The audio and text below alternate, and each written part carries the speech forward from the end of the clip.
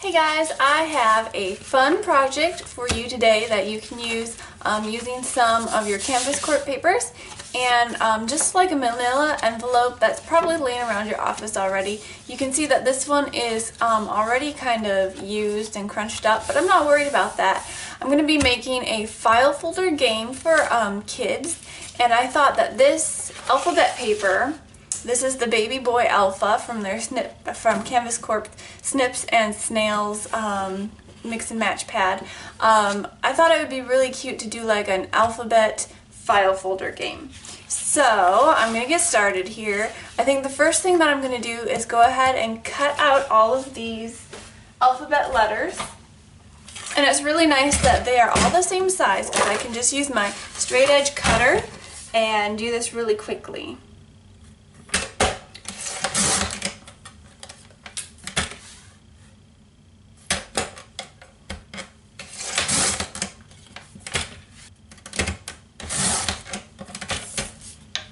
Alright, so I have them all cut the long way, and I think I'm just going to take my scissors now and cut them this way. It'll just be easier instead of trying to cut them all these little pieces on my straight edge cutter.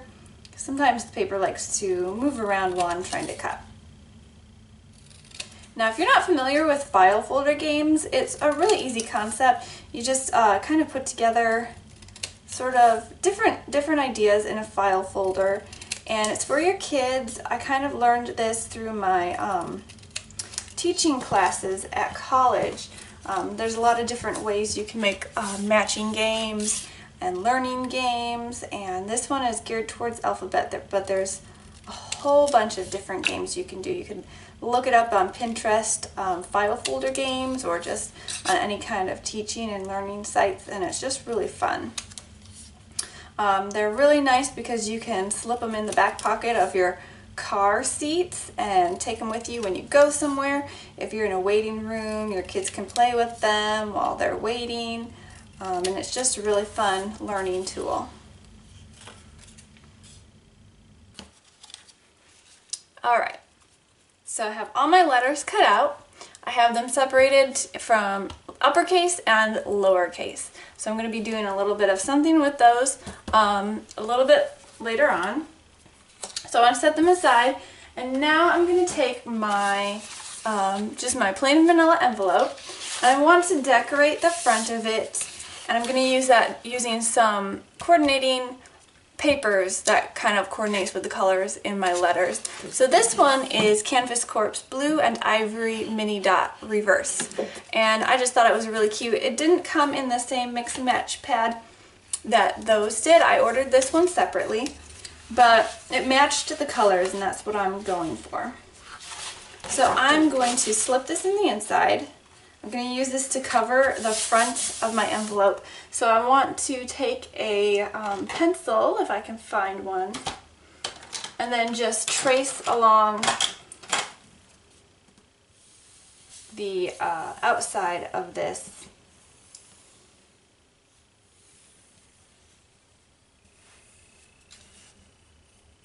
And then I'm just going to cut this out by hand.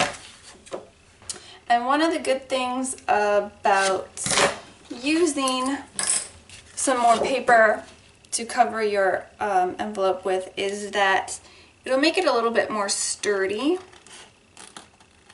so that when the kids are playing with it, it won't get beat up quite as much. But I'm also going to laminate it, so that will help as well. If you're a teacher or if you've taught at all, you know that teachers like to laminate everything.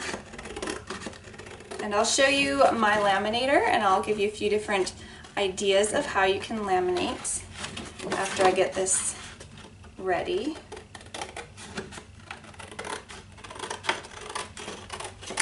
I'm going to save that side for another project.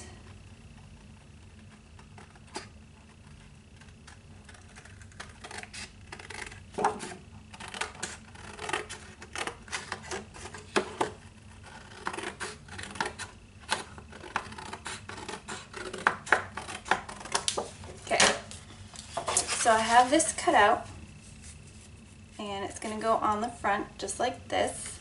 So I'm going to go ahead and tape it down.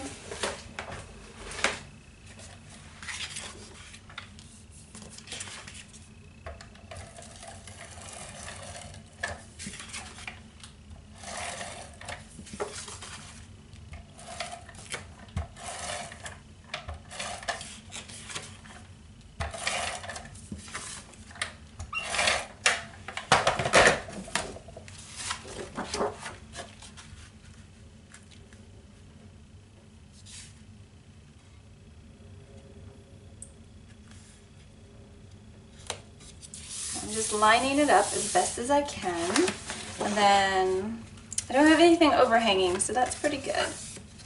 Now I could leave it just like this, but I think I kind of want to put something on the back too. This tab is a little bit beat up already, so I want something to just kind of steady it. I have this paper. I don't remember where it's from. It's not Canvas Corp, but I liked the bold stripes with the polka dots. So I'm just going to go ahead and use this for the back side. Okay, so I have the front and the back done. I just have the papers glued down. I didn't worry too much about getting the backs all covered because I'm going to laminate this, so it's just going to hold it all together. So I didn't put a ton of adhesive on just yet. So now I'm going to leave the inside kind of blank since these letters that I'm using already have a lot of pattern going on. So I want to use it kind of blank. I'm just going to sort of lay them out.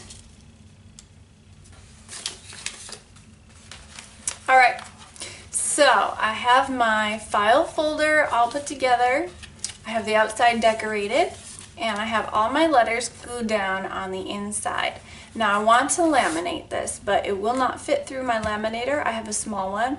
I also have a Xyron Creative Station, but that's not big enough either. It'll fit through this way, but won't fit through this way, and of course it won't fit through this way. So I don't want to laminate it together because that won't really work. So anyway, what I'm going to do is, if you have something that really won't fit through your laminator, you can get clear contact paper.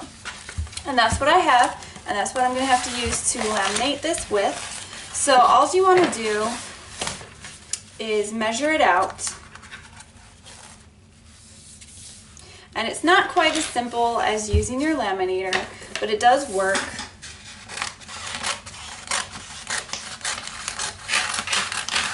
You have to be careful when you are laminating with just contact paper because it tends to wrinkle, and so it's kind of hard to do on your own sometimes if you're laminating something really big. You have to be careful when you're peeling it up. So anyway, I have this piece here. I have it cut out, and you just want to peel it back, this coating here, and then it'll be sticky. There we go.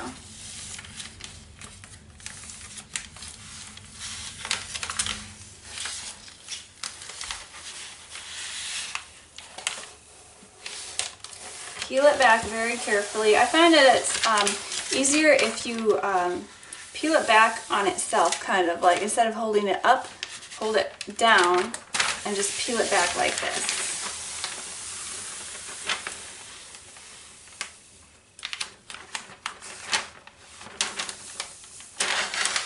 There we go. Get rid of that. See if I can do this. Which way did it go?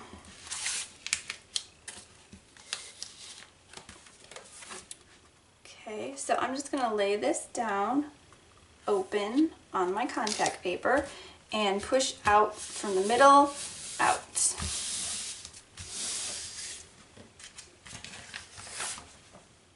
Make sure my back, no wrinkles on the front, so that's good. The tricky part is when you're putting another piece down on top of it. Okay, so I have another piece cut, and the way I'm going to do this is I'm going to take this piece that I've already laminated and put it face down on top of my other piece. And you want to try not to get like any dirt or hairs in there. Because once it's stuck, it's stuck. Okay, now push out from the sides and just really get it sticking good. Stick down on the edges. Turn it over. No wrinkles, so that's a good thing. And then of course you just want to go ahead and trim up the sides, and when you're doing that, just make sure that you leave a little bit. Don't trim completely right up to the edge. Leave a little bit of the edge, because if you trim up to the edge, it could start to peel away, but if you leave a little bit, it'll stick better. So I'm just going to go ahead and trim it. There we go. So I have the edges trimmed, just making sure it's all stuck down really good. There's no bubbles in there. And then what you want to do is fold it, make a nice crease. This is my laminator by, I think it's Your Story. This is my Your Story laminator. So I need to turn it on, and then I need to push laminate, because this machine does two things. It laminates and it will bind books. So that's kind of fun. But I really like it for the laminating. And I ran out of the laminating pouches that came with it. So the Scotch thermal laminating pouches fit and they work in there just fine. These are 8.5 by 11, so they work on regular size paper. And what you do is you just open up the pouch, and it's not sticky like a sticker, but it kind of has a little bit of a, it'll hold your little pieces kind of in place. And so I want to take my little pieces and just want to get them up there in that crease, if you can see. And I do want to leave space between them, because you're going to have to cut them out, and you do want to leave a little bit of a border. So I want to get these all lined up in here. And actually, what might help while you're doing this is put a piece of paper under it. That way, after you're done putting all your little pieces in there, you can pick up the piece of paper and they won't all fall all over after you've arranged them so carefully. Okay, so I have them all in here. I'm going to carefully cover them so they're in the pocket. And kind of smooth it out a little bit. And then once my machine beeps, that means it's ready and I can put them through. So my machine beeped, it's ready, it's all heated up. So this is where it comes in really handy that you have something underneath, because you do want to feed this in straight. Oops. You don't want your little pieces to all move around, so I'm just going to kind of gently push it until I feel the machine start to taking it, and then I'm just going to let the machine take it. I'm not going to mess with it too much, and I want it to go in straight, because if you kind of kink it up or down, you might get wrinkles as it laminates. So I'm just letting the machine do its thing and running it through. And if you can see, it'll start to come out the other side. So as it goes through the heat, this plastic hardens and it gives it a really nice laminated coating. So then go ahead and cut out all your little pieces after they've been laminated.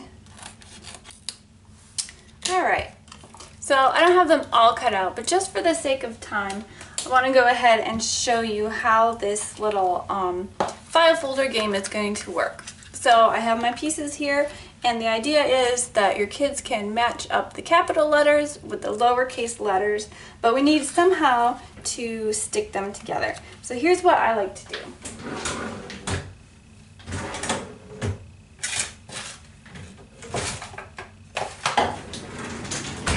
I like to find these Velcro dots, and you can get them in white and black. I'm going to use the white, and you just take one of the Velcro dots and just figure out a place to stick it that won't be right over the letters so the kids can still see where they go. Maybe like right up here. And then line up your capital letter and then put the other, you can even just put it on, stick it together, and then put your capital letter on there. And you have a way for the kids to match up their letters. So that's kind of the idea. It's kind of just a fun little learning game that you can take with you on the go, throw it in a backpack, or if you're going on a trip or flying or something, it gives them something to do. Little quiet game in the car. And the great thing is that if you have all of these letters stuck together, when you're not playing with it, just have them all stuck down, fold it up, and you're ready to go. You can also take the letters off and throw them in a Ziploc baggie if you don't want to risk them getting lost, but it's just really a fun learning tool for like preschool or kindergarten age kids, and I really like the papers in these fun patterns and colors, and I think there's just a lot of fun ideas that you can do with it. So hopefully that gives you an idea of something to do with your kids, and just some fun learning games and things you can do with Canvas Corp. And hopefully you learned a little bit something about laminating. I'm not an expert, but it gives you a few different options. If you don't have a heat laminator, you can always just go buy a roll of contact paper. You can see that I have this huge roll because when I was doing a lot of my preschool teaching, I would laminate everything, and I had some left over, and I just kept it because I know when my son gets a little bit older, I'm going to be using it a lot to do a lot of this kind of teaching resources. So thank you for watching. Hopefully that gives you some great inspiration, and hopefully I'll catch you next time. Bye.